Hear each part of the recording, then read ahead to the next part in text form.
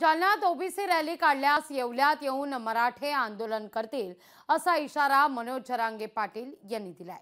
छगन भुजबळांना जालन्यात रॅली काढून दंगल घडवायची असल्याचा आरोपही जरांगे पाटलांचा आहे। ओबीसी नेत्यांनी हे आरोप फेटाळले असून जरांगेंनी शिवराळ भाषा बंद करण्याचा सल्ला त्यांना दिलाय।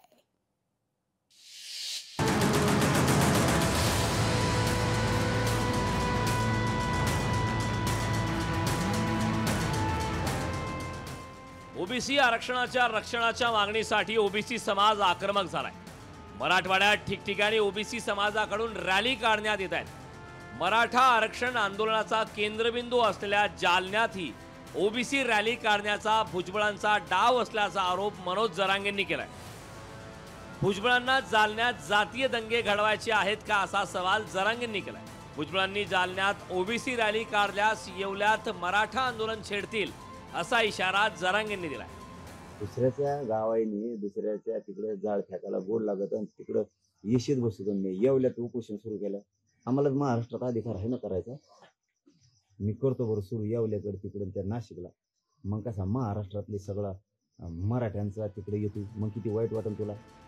इकडे आमच्या तिकडे चेतून द्यायला लागला। मनोज जरांगेंच्या आरोपांना लक्ष्मण हाकेंनी उत्तर दिलंय। ओबीसी चळवळीनं कधीही कायदा हातात घेतला नाही याची आठवण हाकेंनी करून दिली। ओबीसी नेते कोणालाही शिवीगाळ करत नाहीत असा टोलाही हाकेंनी जरांगेंना लगावलाय। ओबीसीनी कधी कायदा हातात घेतलेला नाही। ओबीसीनी कधी कुणाच्या घरावरती चाल करून कुणाची घरं जाळलेली नाहीत। ओबीसीच्या नेत्यांनी किंवा ओबीसीच्या चळवळीनं कधी महामानवांच्या प्रतिमेसमोर बसून अर्वाच्य भाषेत शिवीगाळ केलेली नाही। कमरेखालची भाषा कधी ओबीसीच्या कुठल्याही नेत्याने वापरलेली नाही। त्यामुळे याचं थोडासा त्यांना आरसा दाखवा आणि आरशात बघायला सांगा।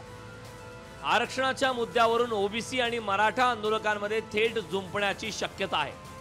असं झाल्यास आरक्षणाचा प्रश्न बाजूला राहील। शिवाय सरकार नामनिराळं राहून दोन समाजात मोठी दरी निर्माण होण्याची भीती व्यक्त केली जाते।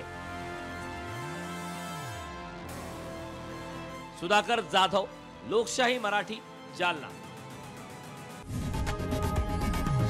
लोकशाही मराठी ऐका, पहा, जागरूक रहा।